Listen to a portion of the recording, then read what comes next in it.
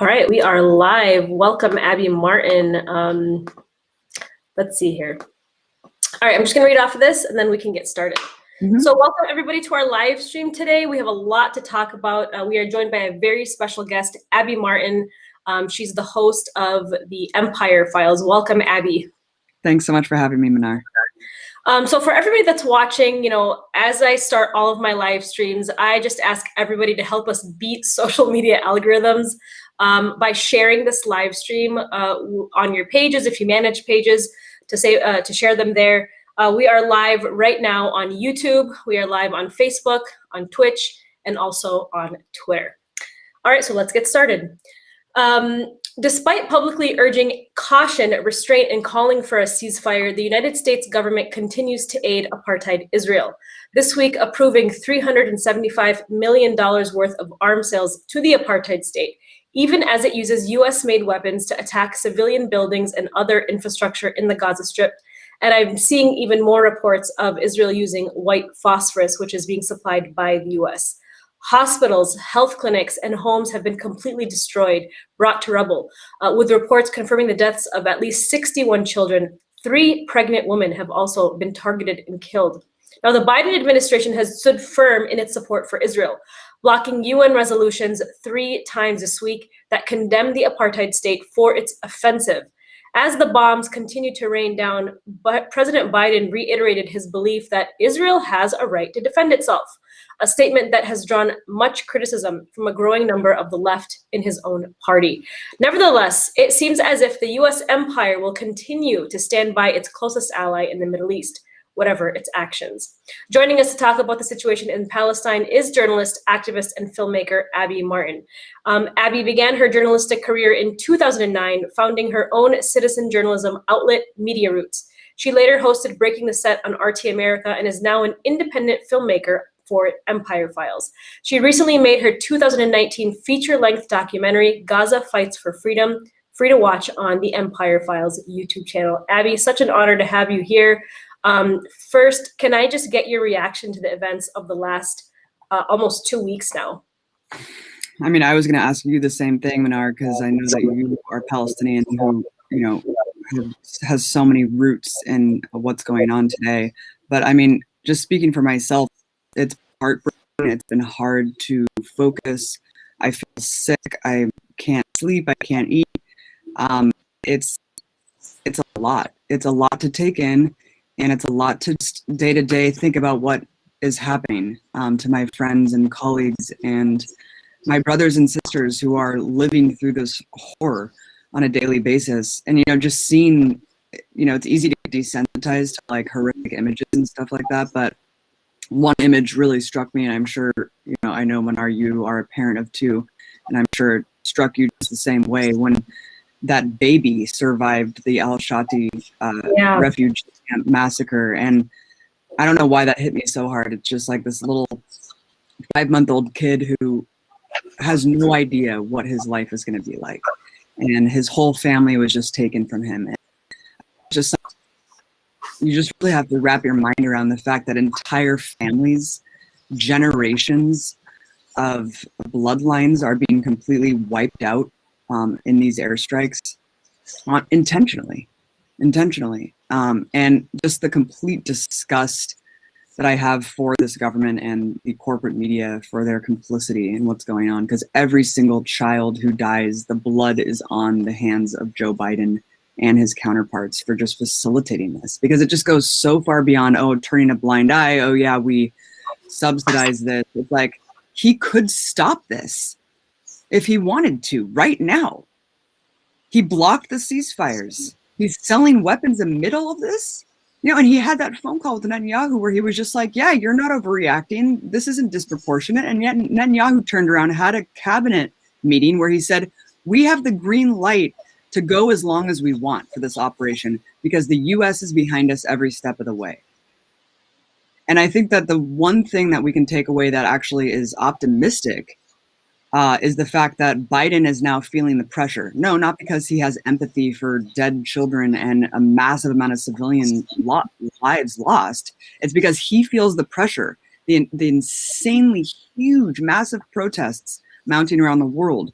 The fact that in Dearborn, I mean, he was met with like, I think the largest pro-Palestine demonstration in the history of this country yesterday. Rashida meeting him on the tarmac and confronting him. I mean, he knows that he cannot escape this, and he is just going to, it's just going to get more intense for him. So that really is a testament to how this kind of political pressure really does work, and we just need to keep it up. Absolutely. You're absolutely right. The protests that we're seeing, the mass demonstrations, the mass organizing is completely unprecedented in the history of all these protests in support of Palestinian human rights. Abby, the basic premise of the Empire Files is that the United States is a global empire, the largest empire history has ever seen. What have you made of the reaction inside the US to the violence, both publicly and through officials? If you can expand on that. Yeah, I mean, I think that we've all seen that clip, and if you haven't, definitely check it out, of Joe Biden probably a decade or more ago talking about why Israel is necessary, why Israel is so supported by the US empire in terms of a proxy, right, an arm of US militarism. And he actually says explicitly, he says if Israel didn't exist in the region, he's arguing, I think, for, of course, the billions of dollars in aid that are used to subsidize Israeli apartheid. And he was arguing for it, saying, we need to prop up this state, because if Israel didn't exist in the region, we would have to create an Israel. We would have to create an Israel to serve her interests, her meaning the United States. So I think this really just speaks volumes to how essential Israel is in terms of a proxy arm of the US empire in order to carry out operations in the region, extend strikes or whatever, just basically be this battering ram for the US and for US imperialism, no matter what they need, which is, exactly the same as what Saudi Arabia serves to a certain extent. So that, I think, really just reveals everything about what the goal is here. They've invested so much in propping up Israel that they will let it get away with literally everything and anything. It is just interesting, this so-called beacon of human rights. You take a step back and you realize that the two greatest allies are the two most horrific human rights abusers in the world, Saudi Arabia and Israel. It's just really, it's just cartoonish at this point. But the reaction, it's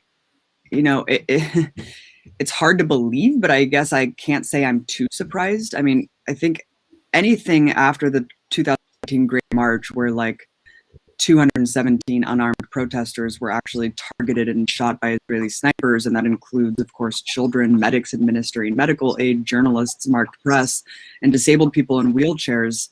I guess nothing surprises me after I saw how the political establishment and corporate media reacted to that, because the entire world tried to hold Israel accountable for that massacre that was ongoing, and the US continued to block any sort of UN resolution and argue that Israel had the right to quote unquote self-defense. This is just an eternal lie that's used to perpetuate just horrific atrocities, Manar. And now you see this human shield thing just absolves Israel of any wrongdoing. After blowing up the AP media headquarters, you had Brian Selter actually grilling AP, how did you turn a blind eye to Hamas? It's why are you not questioning this? You don't think that you should grill Israel and ask for evidence? Because they couldn't even provide it in secret to the State Department. Did you ever think for a second that maybe they didn't have any? And even if they did, even if Hamas did have an office in this building, you still can't do this, right? Hamas is the government of Gaza. There's thousands of people that are loosely affiliated with the government.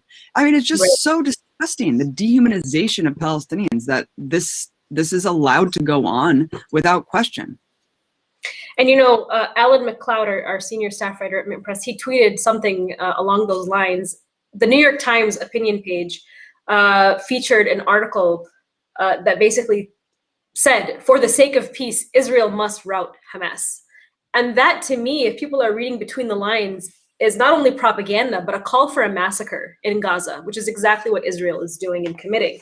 So let's talk about these stenographers that are working within corporate media that are very closely affiliated with the Israel lobby.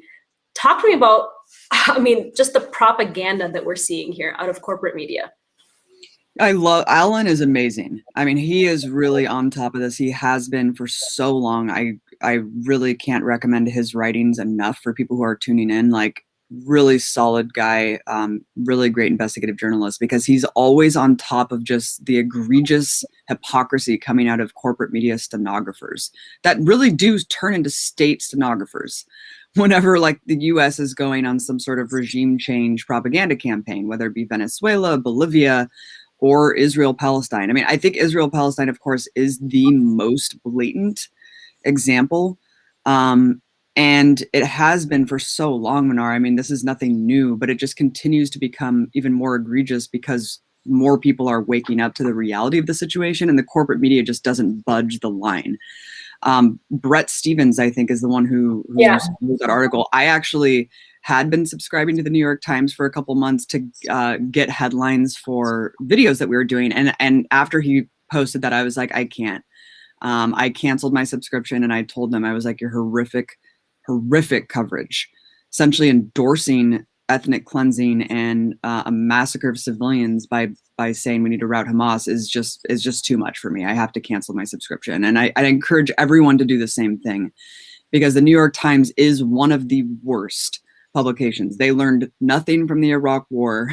They learned, I mean, you go back, I think Alan even posted this, like they called genocide during the Cold War like a gleam of light. I mean, it's just their entire character. It's baked into who the New York Times is. And you know what? I think that a lot of these journalists, as we both understand, it's about power. It's not about social justice. It's not about advocacy towards the truth, right? It's about access, and it's about positions of power. And you can actually look at the same kind of thing with our political establishment. It's like the majority of politicians don't get into politics because you want to actually change society.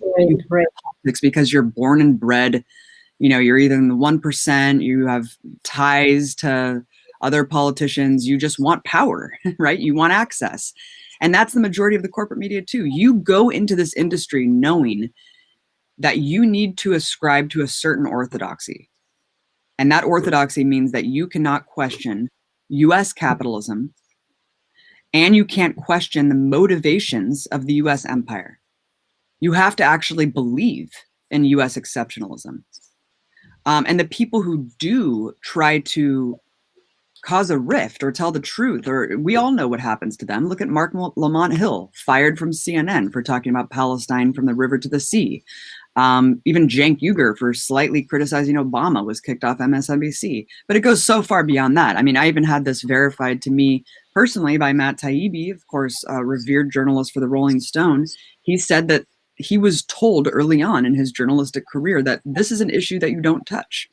Right. If you want to keep your job. This is the third rail issue, because it's just not worth the risk.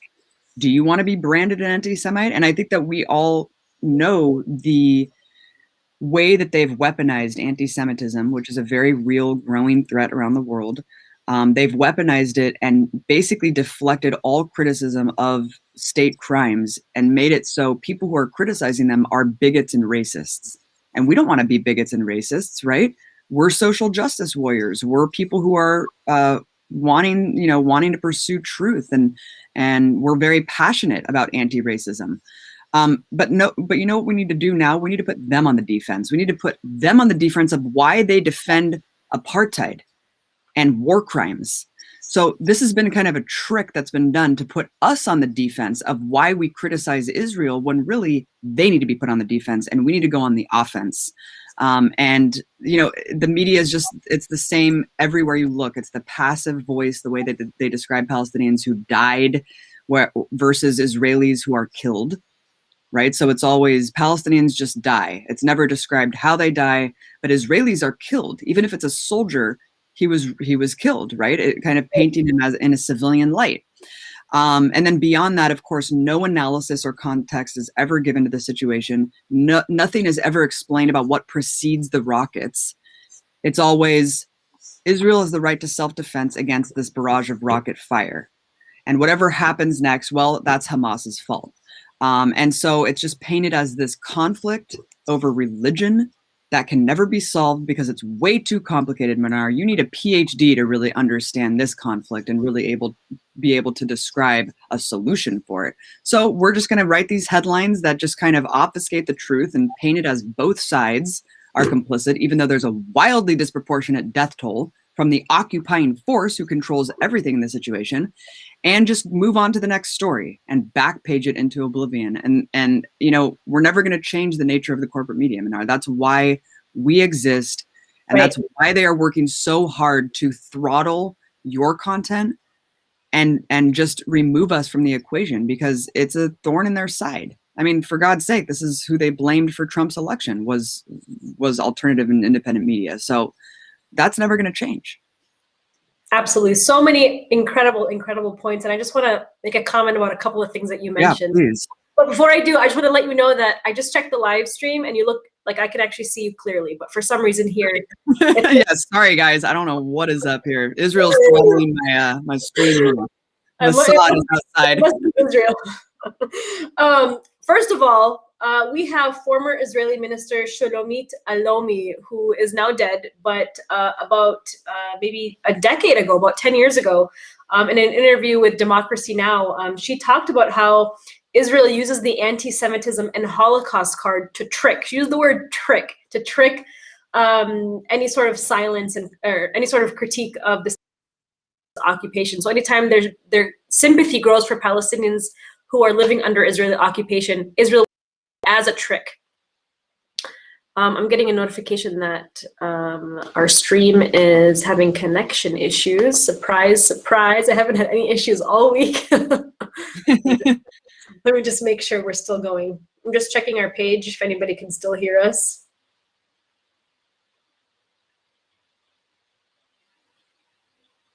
Looks like we're still live. Okay, we're good to go. And then the other thing about, since you really ripped the New York Times a new one, which was really great and priceless. I just want to mention too that the state of Israel gives the New York Times gag orders on what it can and cannot publish about Israeli occupation and apartheid.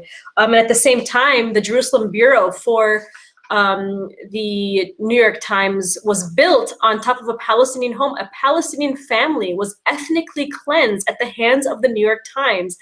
The New York Times could build a Jerusalem bureau there. And then their correspondent at that Jerusalem bureau, I forgot her name, it's at the tip of my tongue, but her family members all serve in the Israeli military, and she herself is Israeli. And so there's very clearly a collusion here with the Israeli state, the military, its intelligence, with corporate media. And that's just one very, very small example. Abby, I know that you've made a lot of friends and contacts from your time in Palestine. Can you share with us? I want to go back to what's happening in Gaza and in Ramallah and in the West Bank and Hebron. Can you share with us what you are hearing back from them? How have their lives been affected by the recent violence?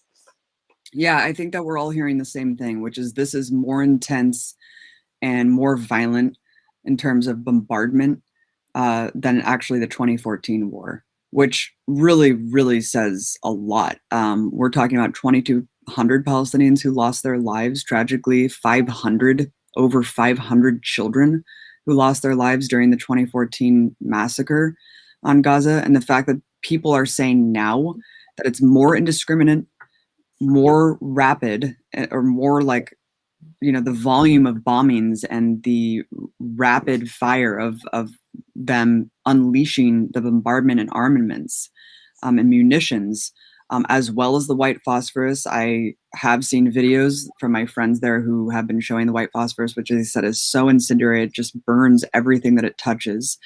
The fact that, the indiscriminate bombing is just destroying the culture there as well. Bookstores, marketplaces, like things that really just, get to the heart of like what it means to be a Palestinian living there. Like they want to make life completely miserable when this is all over. It's not just about targeting Hamas members or people affiliated with the organization. It's like way, way beyond that, to destroy anything that they could have after this is over. And as we know, they can't rebuild. They can't rebuild because construction materials that they need aren't allowed in through the blockade. So what I'm hearing is, of course, day to day, my friends happy to make it through the night, huddling with their families, trying to distract their children from the sound of bombs going off all night, all around them. And just every day that they survive, they just say, "This is really intense. This is so much worse. The bombs sound louder. It's just like everything about it is so much more scary, and they don't understand why. Like, are the weapons newer? Like what is going on here?" And I think that until this is over, we're not really going to realize the extent of the destruction. But Manar, what about you? I mean, I didn't even get to ask you, like, how are you dealing with all of this? Well, as a Palestinian American, living here in the United States, I'm absolutely devastated. At the end of Ramadan, we couldn't even celebrate the coming of Eid. Eid was last week. It was a total of 3 days. And every single person that I know, including myself, was like struck with this deep anxiety and sadness. And we couldn't celebrate Eid. I took my son to a barber shop that's run by a Palestinian, and it was packed with Palestinian men who were getting their haircuts for Eid. And every single person there was glued to their phone, crying in the middle of this barber shop on Eid, because they were so devastated and felt so helpless about what is happening back home. I spoke with my family. My mom's family and my dad's family all live in Jerusalem. Luckily, they're in a safer environment than in Gaza. They live in Jerusalem and in Hebron, and they're afraid to leave their home because of the Israeli mobs that are all over, that have basically taken over the streets with knives, with weapons, and who are going house to house, targeting Palestinians and trying to kill them, trying to abuse them. And so it's just so devastating. And even though I'm here, I very much have experience living under Israeli occupation and apartheid from when I was a preteen. So having witnessed those human rights abuses, I know firsthand what the people of Palestine are going through. And it's keeping me up at night. I've had to take melatonin I never take melatonin to sleep. I've had to take melatonin every single night for the last week to go to sleep, to get to sleep. And I'm still waking up in the middle of the night with these images, these horrific images of these babies. I'm a mom. I have 2 little boys. My little boy is 3 years old. And so just like you, Abby, when you see these images of children, it really, really strikes a chord in your heart and in your conscience to say, what the hell is going on? How is this acceptable? How is this acceptable? We are truly ruled by criminals. We are truly ruled by psychopaths, by mass murderers. And it's making me lose so much hope. And I do know that, and you cover this a lot, Abby, we know that as long as Western imperialism reigns freely around the world, there can be no justice for Palestine, for Palestinians, for the people of Gaza, or any people around the world. And so I'm heartbroken, just like everybody who's watching these images. But as a Palestinian especially, this is reviving and reigniting that flame beneath my feet to speak up. And that's why I've kind of initiated these live streams, these daily live streams every single day that I'll continue to live stream and talk about. So I really appreciate you asking, Abby. It's important to ask Palestinians how they're doing and just hear their perspective so that we can humanize them. And I just want to say one thing, Abby, is the media, the corporate media, has for so long dehumanized. I want to defend Arab Palestinian men right now, because for so long, Palestinian men have been dehumanized as militant, as angry, as abusive and controlling of women. And all of these videos and images of these Palestinian fathers just crying because their wives have been killed. They're pulling their babies and their children out of the rubble. We see videos of the men of the family, the head of the household, comforting their daughters, comforting their wives, trying to protect their families. It's so devastating to see this, but I'm so happy that Palestinians are able, with the very little internet that they have and the very little electricity that they have, that they're documenting just the humanity that exists in Gaza, that Palestinians are not militants. They're not all Hamas, as the media would like to portray them as. They're human beings, just like every single person in this world, who are just there trying to survive, to eat, to get healthcare, to go to school. And then, the children, they just want to become doctors and lawyers so that they can defend their people. That's the reality on the ground. And it really reinvigorated, out of a very horrific situation, that drive to continue to speak the truth. So I really appreciate your work. You did not go to Gaza, right? You didn't enter Gaza, but you tried to. And you produced this incredibly amazing documentary called Gaza Fights for Freedom. Talk to me about your documentary and how it was filmed in Gaza. Yeah, and let me just tack onto your point, Manar. You're totally right. Like, the media wants to paint Palestinians as like a death cult, Right. right? And the human shield narrative really makes people think that people are like sacrificing themselves to like protect missiles and weapons. And I mean, it's just so disgusting. And if you look back at history, this term human shield has always been used to dehumanize the quote unquote enemy, to basically give the occupier or perpetrator of the violence carte blanche to do whatever they want to the civilian population that they are oppressing. And you can even look back at like newspaper clippings from the Korean War and look at like this term was used back then. You know, look at something like even Osama bin Laden, like he was going to use his wives as human shields and they were going to sacrifice themselves. Or Saddam, there was newspaper clippings basically saying Saddam was going to sacrifice all of these people and all these people were going to like be human shields for him. So it's super fascinating how this propaganda continues to recycle and people continue to believe it. But you're right. I mean, the humanity speaks for itself. Right. And my friend Abdul Karim, who worked very closely with us for the documentary, I just asked him, you know, how are you holding up? Because I know that he has young children. And he says, I'm just really mad. He just said, every day I just wake up absolutely furious, seeing these photos and images and the fact that they are targeting refugee camps, hospitals, targeting the roads going to the hospitals. I mean, these are just absolute blatant and flagrant war crimes because they know that they are shrouded with US impunity, and it is disgusting.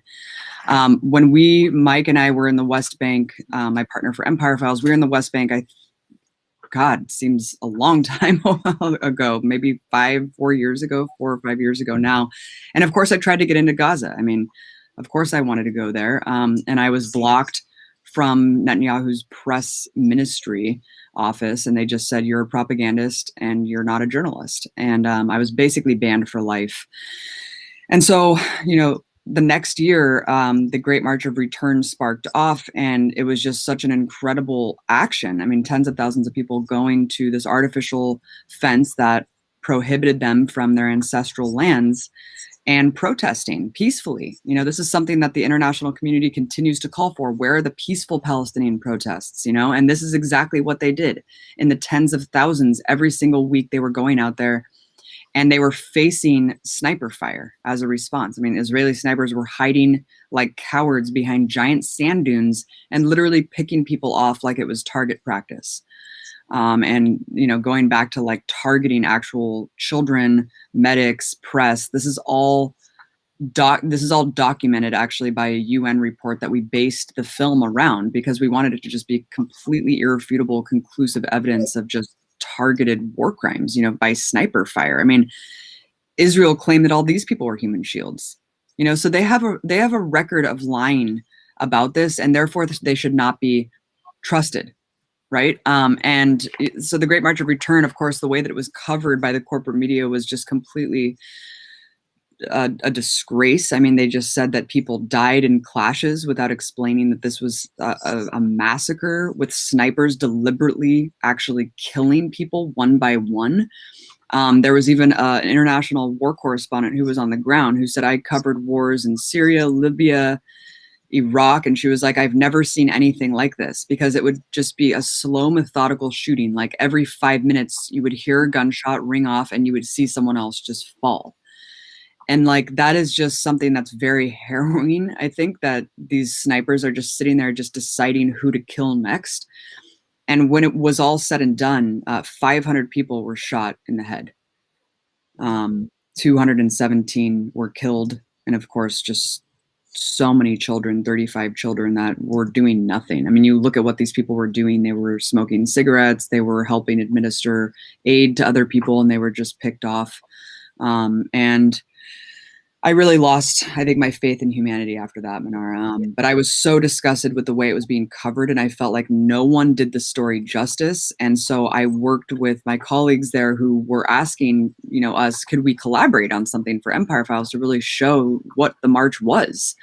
because our friends Moaz Mazma and Atia Hamad, they risked their lives getting this footage. They were running towards bullets to get an accurate depiction of what the march really was and what the intent was behind the march.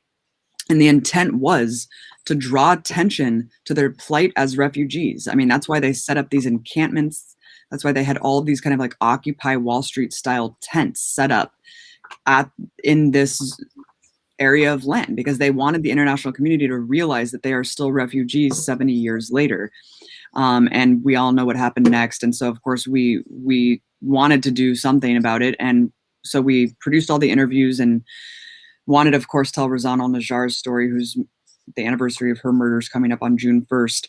And when we saw the footage, it was just absolutely mind-blowing, cinematic, and brilliant. And we knew that we had to take the year and really produce a documentary that did the story justice and uplifted the voices that are never heard or seen in mainstream media. And so that's how the movie came together. But of course, it was very difficult to get the footage around the blockade. It took months and months. I mean, we all know that they have electricity maybe 3 to 4 hours a day. So it would be sending these huge files, and it would take days to get these files. And it was just like, for us, we wake up and we're like, all right, back to work. We take this electricity for granted, right? We take the fact that we can use our computers all day for granted. And like, it was just like kind of a stark reminder that every time that we would try to collaborate with them, they'd be like, sorry, like we have to wait until we have like our generators running. And it was just like, oh my God, like as a gentleman in the documentary said, he said, electricity is as important as the air we breathe. Yes. Because it's humiliating. You can't freeze water. You can't store food. I mean, simple things like this, that's a humiliating existence to live. And that's all intentional, and then you're going to push these people to the brink and then still expect them to just completely capitulate to Israel. It doesn't matter what they do. It doesn't matter if they peacefully protest or not. They're still going to get massacred, and they're still going to tighten the noose and punish these people forever, because they hate them for what they did to kick out the Israeli military back in 2005 or whatever, when they forced them, and they're going to punish them until I don't know, until a breaking point, until the international community prevents them from doing so. Well, and speaking of like protests, you said even if they protest peacefully, they're still going to get attacked and massacred by Israel. I mean, we just saw images this morning and last night of people protesting peacefully at Damascus Gate, and they were attacked with stun grenades and tear gas, and the Israeli police dispersed them. And we're attacking journalists, we're attacking medics that were there just protesting. So I saw they were using live ammunition. I'm not sure if it was Damascus Gate, but somewhere. I don't know if it was Ramallah or what, but yeah, they were shooting people with bullets for sure. It might have been Ramallah, but I just want to take a 30-second break just to ask everybody, again, to say thank you for everybody for joining us. If you are watching this live stream, this is Manar Muhawash. I'm the founder and editor-in-chief, Manar Muhawash Adli, founder and editor-in-chief of Mint Press News, and I'm joined by the very brilliant Abby Martin, host of the Empire Files. And we are here discussing the U.S. empire's role in Israel's massacre in Gaza. And so if you are watching this live stream, we ask that you share it. We are trying to beat social media, big tech, Silicon Valley algorithms. As an independent media outlet, we need your support. So please share this everywhere that you can. Abby, you did this a series of interviews with Israeli civilians. You're like on the street. You were in like Jaffa Street, and you were just interviewing regular Israelis. And you stated that there is a genocidal bloodlust in Israeli society. Is that what you meant when you said that? Like when you were interviewing these people? I meant it. And it speaks for itself. I mean, because they always want to paint Netanyahu and, as this crazy outlier, right? And they paint like the extremist settlers too as like, oh, these people don't represent Israeli society. And it's so offensive to liberal sensibilities. And it's so offensive to quote unquote liberal Zionists who want to pretend like Israel's a democracy and this like safe haven for gay people. And, they pinkwashed the shit out of its existence. And so they have to keep up the facade that Netanyahu simply is just this aberration, this outgrowth of Israeli society. That's a very ugly outgrowth. You know, it's exactly similar to Trump in a weird way. It's like Trump, of course, Trump represented what the bare naked nature of what US empire really was, right? Like the reality stardom, this just disgusting bloodlust that he had for killing Muslims, like all of that is just like baked into American society, and all the liberals just couldn't explain why Trump was elected. It was, you know, and it's the same kind of thing with Netanyahu. It's like they want to pretend like Netanyahu doesn't represent Israeli society, but in fact, Israel is an extension of what the U.S. empire is. I mean, it's a settler colonial state that is predicated and necessitates the ongoing ethnic cleansing and expulsion of its indigenous population. I mean, you know, the U.S., of course, was founded on the extermination of the native population. It would be as if we were still doing that now, like if it was still happening. And that's why it's just it's so interesting to see the Israelis so open about this kind of genocidal mentality talking to an American documentarian. And I think it's because they thought that America understands their plight, right? Like America's engaged in this global war on terrorism that's never ending. They're dealing with a quote unquote terrorist threat, right? And so I think that they like see us and they're just like, oh yeah, like you guys get it. Let's kill them all, right? Let's wipe them all off the face of the earth, right? Like you guys are on board. And that's the way that they talk to me. And the only way that you can explain their openness for doing so is that mentality, that they see shared values between our countries.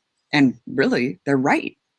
But yeah, I mean, I went for just 3 hours in West Jerusalem, and it was a horrifying experience. I mean, I had just come from a month in the West Bank, an incredible experience talking to hundreds of Palestinians who were beautiful, the most beautiful people I've ever encountered. The food, the culture, like the openness to just welcome us into their homes, like everything was just so incredible, right? And then not one of those people that I talked to had ever expressed anything remotely like hostile, other than the fact like, yeah, it sucks that these people are doing this to us. I wish that we could just live in peace. Like, yeah, we don't care that they're here. Just why do you have to move on top of my house? Why do you have to like torture me all the time? You know, like things like that. We just want democracy. We just want peace. So contrasting that to going into West Jerusalem for 3 hours with Dan Cohen, who was also filming with us, and just not even cherry picking people off the street. Like, I wish that were the case. We literally include everyone that we talked to who was willing to talk to us on camera in this full length episode that you can check out on our Empire Files YouTube channel. And it was just absolutely startling. I mean, this video actually just became viral a couple days ago because I think Americans are so appalled by this kind of mentality because it's so sanitized and hidden from us, right? You've never seen Vox Pop interviews, man on the street interviews with Israeli citizens, because if you did, this would be a lot more understood. That this actually is a current that is extremely mainstream within Israeli society. The vast majority of Israelis are Zionist, right? I would say 95% are Zionist. And what does that mean? That means that you have to be okay with ethnic cleansing. You have to be okay with maintaining a brutal occupation of Palestinians. You can call yourself liberal, but your existence relies on the notion that you are living in a supremacist state that artificially maintains a Jewish majority. And what does that mean? That means that you have to continue ethnic cleansing in order to keep that majority. And so, you know, we talked to many people, and every single person expressed gleefully, I would even argue, gleefully endorsing and expressing genocidal beliefs. They're like laughing and giggling while they're telling you, like, we just want to kill them all. We just want to kill Arabs. Like, someone made the point, they're like, if this were like a sci-fi dystopian like writing room, like in Hollywood, and if you were like depicting like a Nazi-like society and like where they actually think of another peoples as like vermin and subhuman, like that would almost be like too on the nose. Like the writers would be like, no, like no one's gonna say we should kill all the Arabs and laugh about it. Like that's too crazy. Like no one would do that. And it's like, this is real, guys. Like this is the way that Israelis look at Palestinians. And this is a conditioning that starts from birth. You know, this is a mass brainwashing to hate the other. to subjugate the other in order to be okay to live on that land. It's to be okay to be Zionist. And when it's not people saying kill them or carpet bomb them, you even have a guy being like carpet bomb them, and we should have the right to hate them. Jews should have the right to hate them. It's people just saying kick them out, have them go back to Arab countries. It's like, this is their country though, you know? And I even spoke to a guy with La Hava. This is the equivalent of the KKK, where marauding gangs actually expelling people in Sheikh Jarrah, which was initiated by members of the La Hava. This is a fascist gang that literally this kid that I talked to, I was just like, what are you doing? He's like smoking a cigarette, just like hanging out. And he was like, oh, like I'm spending my Friday night making sure that Arabs and Jews aren't like walking around together. Like that's what he does with his free time, is like make sure that people aren't racist. Like it's hard to wrap your mind around. But all of this is reflected in polling. You know, people watch this video and they're like, this is all anecdotal, sure. But I would argue that this is actually a reflection, a very, very ugly reflection of where the mainstream Israeli society is at. Because not only you have Netanyahu, and you don't really have a real opposition to the Netanyahu wing of the party, because Benny Gantz, who was his opponent in the last election, is also a genocidal maniac who was, you hear saying now, wipe out Gaza, level Gaza, all of this stuff.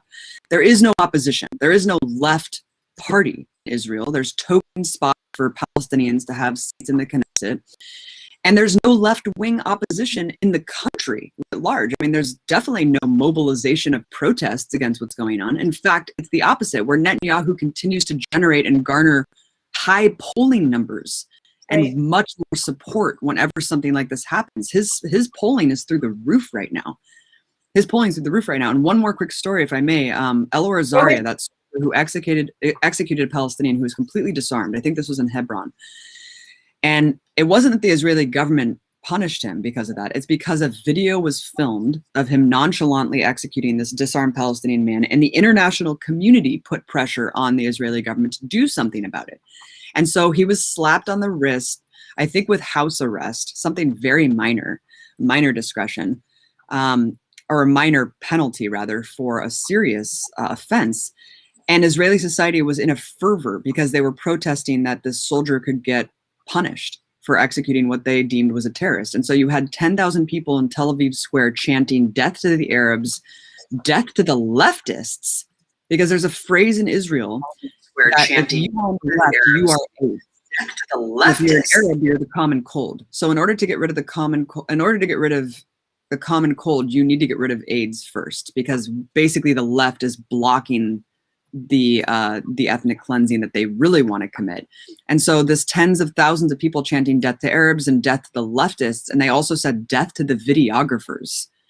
And just ask David Sheen and Dan Cohen, two brave, one's Israeli and one is just a Jewish citizen who was living there, but they talked about how they were chased out by fanatic fascist mobs because they thought that they were filming them, and basically like part of B'Tselem or something. So this is a very serious thing. I think if you are on the left in Israel, you really can't live there. As we know from people like Ronnie Barkin and Miko Peled, it's a fascist society, full throttled, way more far gone than U.S. society. I mean, you'd be hard pressed to find the most racist people in the U.S. and the Deep South saying things on camera about wanting to exterminate all Black people in the US. You know what I mean? It's like that would be hard to find. But the fact that we so easily found so many people saying these things within just a few hours is a really shocking thing. And that's made its way into US politics with this kind of ideology inside the Israeli lobby. Abby, can you talk to us a little bit about AIPAC and other Israel lobby talking heads and think tanks that are funded by Israel, funded by weapons manufacturers, and how they are influencing politicians and targeting BDS and SJP activists? I mean, I'll just speak from one that I have a personal experience with called Stand With Us. They, of course, posit themselves as this independent, like fact-checking organization. But they are directly funded by the Israeli government. And in fact, Barry Weiss, the infamous Barry Weiss, who wrote that bizarre op-ed for Substack where she was like, I'm trying to get pregnant, and like, you know, Zionism requires just like killing a bunch of civilians sometimes, like just like it's so bizarre and crazy. Like, but anyway, Barry Weiss also received money from them. And when I went on the Joe Rogan Experience and brought Palestine up, you know, Stand With Us freaked out. Of course, the Israeli government tried to lobby Joe forever to try to have an Israeli government official come on and like debunk what I said. And thankfully, he didn't have them come on, but they did send thousands of stock letters making it seem like it was being sent from like, you know, all of these different Jewish people, when really we know it was a concerted effort from Stand With Us. And they made a video about me calling me an anti-Semite. We know how strong the lobby is, where they employ probably hundreds of people, I would imagine at the very least, to correct the record online, because they know the information war is really what they need to control. I mean, that is the most important thing, because once mass consciousness flips, like, it's over for them, right? So there are war rooms at Tel Aviv University, organizations like Stand With Us, bot farms online that are trying to just basically blanket any criticism with the notion that you are anti-Semitic if you care about Israel. And that's kind of what Barry Weiss's whole deal is too. It's like, if you care more about Israel than you do about like the Uyghurs in China, then you're anti-Semitic. Because why do you care so much about what this little tiny strip of land that you can't even look to on a map is doing? It's like, well, let me ask you a question, Barry, and everyone else who talks about the Uyghurs. What would you do if one bomb was dropped in Xinjiang province? Can you imagine the complete uproar around the world? I mean, we would have invaded China by now.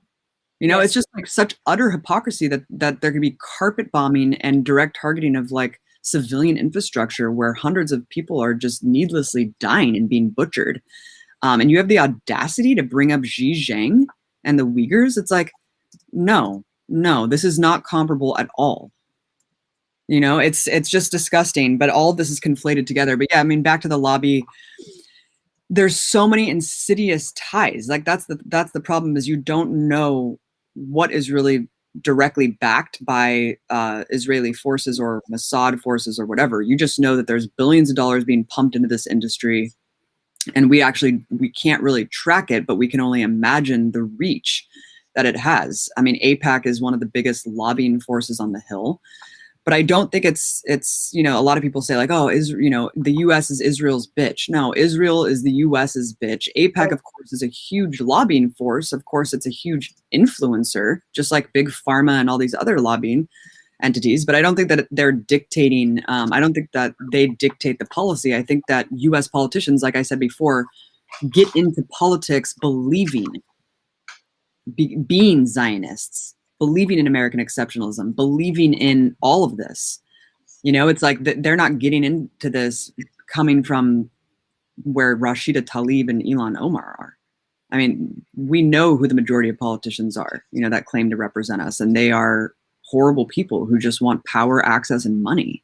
So I think that it just kind of falls in place. It's kind of like Marco Rubio said when he was confronted by the kids who survived the massacre. Yeah, when they said like, "Will you like stop taking money from the NRA?" And he was just like, I don't support guns because the NRA pays me. He was like, I support gun, and like the NRA like just like sponsors me because I'm good on this issue. You know what I mean? It's like, but of course, like this looming kind of threat that you will be slandered and smeared, like Ilhan Omar was, for simply saying money controls politics, a very obvious point. It really does set fear in the heart of anyone who's in the political establishment, because they know the line that they can't cross. And even if they are moved by images of dead children, I think that they know that their political career hinges on their undying allegiance for Israel. And they take cues from the president, right? And when Joe Biden is unmoved and isn't budging and basically is giving a green light to Netanyahu, well, why should they speak out? And that's why we need to make their lives hard. We can't give them a moment of peace. You know, these protests are an incredible first start, but we need to keep up the mobilization and start actually planning direct, targeted actions for our congressional representatives. I mean, here in LA, there's like dozens of congressional representatives' offices. It's time to start strategizing beyond protests. Well, turning the protests into these like actions against these people, because they cannot just go on with their lives without feeling the heat. And that's the only way this is really going to shift. Absolutely. I agree with you 100%. And I know that today, I think it was today or yesterday, I remember, probably yesterday since it's still early afternoon here, but there was a huge action at the UN headquarters. And they were like firing fireworks in New York City. And so really making some noise. There's some videos that came out. So that was pretty incredible to watch. And of course, you know, Abby, you've touched on so many aspects of how Israel gets away with murder, but we can't talk about this unless we talk about the military-industrial complex in detail, the weapons manufacturers, and the think tanks that are literally driving these policies to get the United States to support the Israeli military-industrial complex. So if you could just briefly go over the weapons manufacturers and the think tanks and how they draft war policies and support for Israel and the profits that they are making off of this conflict. And I hate. Yeah, I want to bring up the media really quickly, because people don't realize that the think tank infrastructure of DC is such an essential component of how the U.S. empire like manages itself. Yeah. These think tanks, the majority of them are, of course, funded by the worst corporations in the world: Monsanto, Big Pharma, all of the weapons contractors and manufacturers. They not only directly seed into corporate media, where these think tank policy prescriptions and papers are used as like the expert analysis that are just cited by corporate media. Like, you know, this notion of an unbiased journalist. And let's say someone in the New York Times is like wanting to couch their real opinion about why Israel is good in the opinion of the Brookings Institute or like the Atlantic Council, you know, so they couch these analyses in like an appeal to authority and just feed it directly into like, well, this think tank person said this because they're experts on this and that. And that's exactly the way that politics works too. Do you think that our politicians who spend half of their time on the phone begging for donations from corporate lobbyists, do you think that they're writing policy? Like, who do you think writes the policy? You know, I mean, these are hundreds of pages of prescriptions that are basically generated by the think tank circuit, and they are presented with these people to our politicians, and then they go and lobby for them on the Hill. I mean, it's a really just gross way that business is done. But I don't think that enough light is shined on the think tanks and how much they do play a role, because they just kind of get a free pass. Like, we don't know who serves on these think tanks, you know, and we should, because they're just as complicit. You know, I think 1/3 of like Biden's transition team were part of CNAS and CNIS, I think, like two really just horrific warmongering think tanks in DC. And that's when I knew, like, okay, Biden's going to be awful. Yes. And potentially worse than Obama, because all of these people, I mean, he's just being puppeted by the think tanks right now, you know? And it's something that really needs to be explored and investigated more. My brother, you know, he's pretty much an expert on this. He like obsessively kind of combs over. Amazing. It's incredible. And he's on a kick of the Hudson Institute, because this is an institute that is kind of rebranding itself with Trumpism. Yeah. You know, and they're basically adopting this kind of notion of right populism and understanding where the current of society is at, and it's a clever tactic, right? And they are very, very Zionist, and all of these think tanks are. You know, they all basically work together to manage the narrative. And Manar, for example, the Atlantic Council, as we know, works to fact check Facebook. And there's so many members of that were formerly in the Israeli government, or the Mossad, or like the IDF, that are just sitting on the board of these social media giants. And the ADL too, yeah. Wikipedia is edited on behalf of like Zion, like it's all, Jimmy Wales is like a huge unapologetic Zionist. So it all comes together, which I think goes back to why people like you and me are being targeted by the algorithms. Like, even for example, I'm shocked that our video is up right now, and I don't know how long it will remain to be up on YouTube, but it already is not only slapped with an age restriction, but there's like multiple levels of security verifications where you have to like type in like a credit card. I've never even heard of that happening before. And I've gotten, you know, notices from people saying there's no share button, it's not in their subscriptions. And so it really is like grassroots word of mouth of people actually just directly going to the link. But we know that this has been happening for a long, long time in and I don't see how it's going to get better. And that's why we really have to go back to like mailing lists and supporting and backing the journalists that we want to see survive and thrive in this stifling environment. Absolutely. And the iron hammer that's trying to control the free flow of information is so heavy, so strong. I just did an interview with Press TV. I know it's Press TV, it's Iranian state media, but even they have a right to, you know, to broadcast what they please. It's like any other country, just like the BBC does. I just did an interview with them, I believe it was yesterday, and their videos about Gaza are being removed off of YouTube, like completely removed. I just saw the Gray Zone tweeted that their interview with Palestinian journalists and their struggle to report about Gaza was just removed as well. And so it's definitely a mass issue, which is why we have to support independent journalists and journalism. So, you know, please subscribe to all of our channels, to the Empire Files, share our work, and don't just share it with people that know what we're talking about. We don't want to create echo chambers. We have to share these things with people who need to hear this. And I think, Abby, you made a really good point about like, we need to start from like the bottom, grassroots organizing on the ground. And I talked about this at the Project Censored panel. It's so important that we talk to each other and our neighbors. Today I was at the gym and like 2 people at the gym came up to me who I know, I've seen them, and they were like, oh my gosh, how are you doing? You know, we're following what's happening in Gaza. Like, people are paying attention. They just need access to news. They need access to alternative information. And that's why independent media and independent journalists are being targeted, is because we are the ones who are reporting the truth about these issues. If we did not have strength, if we weren't making a difference, then these social media tech giants who work hand in hand with the Israeli military, with US intelligence, with Israeli intelligence, even including Microsoft and Google, Facebook, Instagram, all of them, they work with the intelligence class to silence us. And that's why it's so important to fund independent journalism as well. You know, you and I, Abby, talk about this all the time. We can't rely on advertising anymore. Google is hammering down on removing ads from any, like Mint Press gets Google ad violations like every day. They remove ads off of our articles.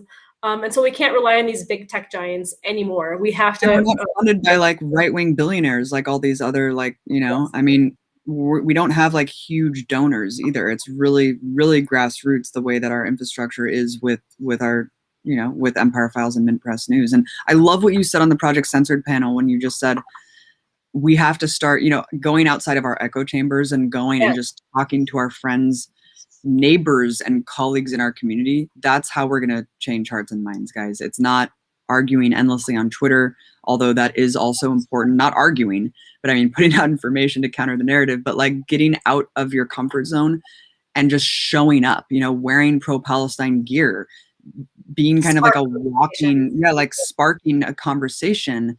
If someone is seeing that on the news and then they just like, you know, we just went to the farmer's market a couple of days ago and we both wore Palestinian, you know, garb or whatever, like Free Palestine stuff. And I talked to so many vendors about it, and it made me feel so good because a lot of them were just like, yeah, like this is crazy. I have no idea like where to go to like get more information about it. I just know that's wrong.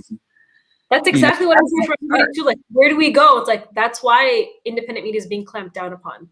That's exactly why, because they know the strength of our voice. Abby, I know you have a busy day ahead of you, so I won't take up too much of your time. But thank you so much, everyone, for joining us today. I learned so much from Abby. Such an honor to have you, such an incredible human and journalist. Please make sure to follow her work if you haven't already. Subscribe to Mint Press News. We have just started a Twitch account too, so please subscribe to our Twitch account as well. All right, guys, well, have a wonderful day. Peace. Free Palestine. Thanks, Manar.